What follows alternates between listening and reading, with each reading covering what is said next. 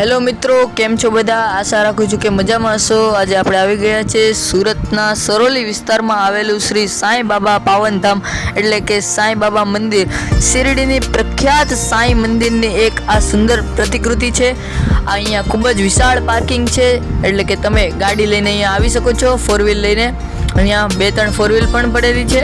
આ જુઓ તમે, ખૂબ જ વિશાળ પાર્કિંગ અને અહીંયા લખેલું છે શ્રી સાંઈનાથ પાવનધામ।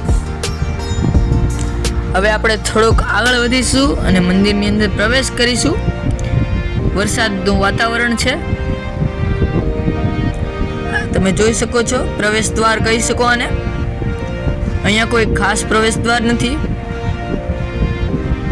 આ તમે જોઈ શકો છો, એક નાનકડો એવો પ્રવેશ દ્વાર।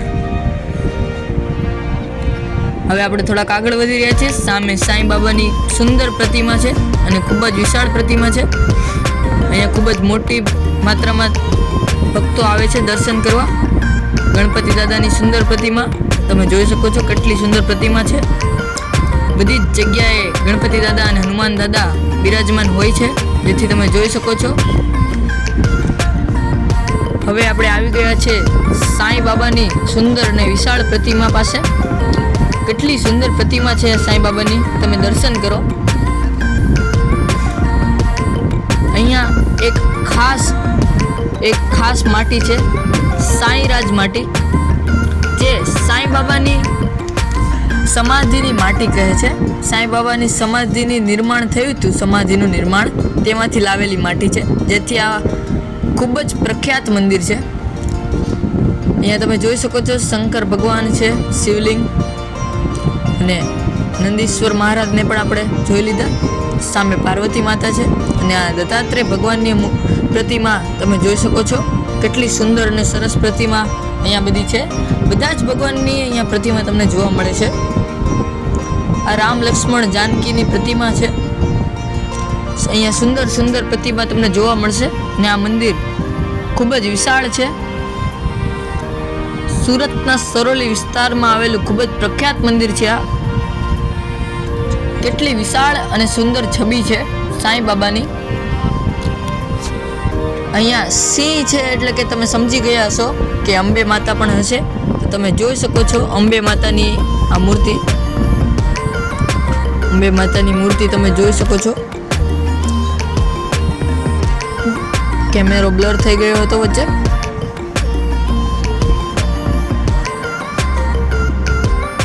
તમે જોઈ શકો છો બાજુમાં શ્રી સરસ્વતી માતાની પણ મૂર્તિ છે, સોરી લક્ષ્મી માતા, અને એમની બાજુમાં સરસ્વતી માતાની પણ મૂર્તિ છે।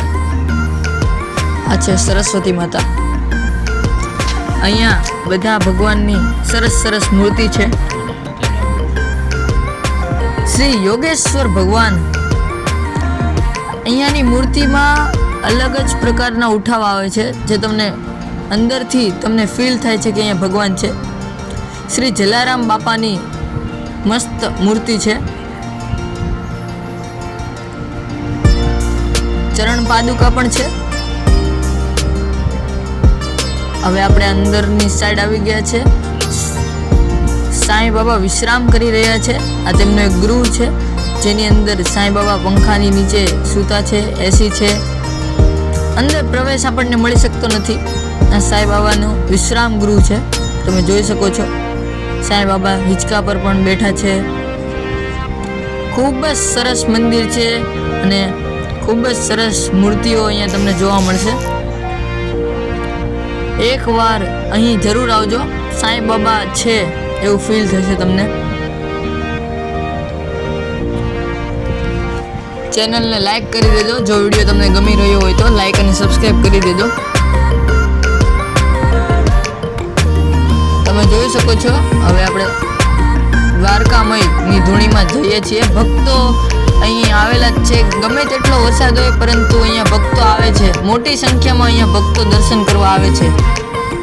છબી જોઈ શકો છો તમે, હરેક જગ્યાએ તમને મૂર્તિઓ અને છબીઓ જોવા મળશે અહીંયા, અને એકથી એક વધારે સુંદર છબીઓ અને મૂર્તિઓ છે, તમે જોઈ શકો છો। આ છબી ખૂબ જ પ્રખ્યાત છે।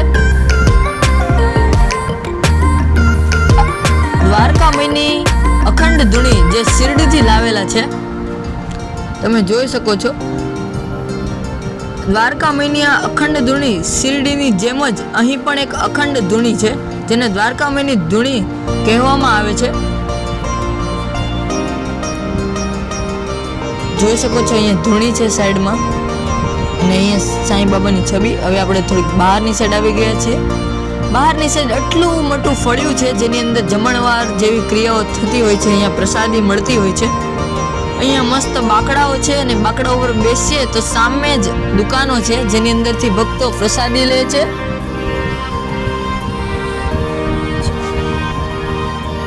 આ બ્લોગ તમને કેવો લાગ્યો? સારો લાગ્યો હોય તો લાઈક અને સબસ્ક્રાઇબ કરો.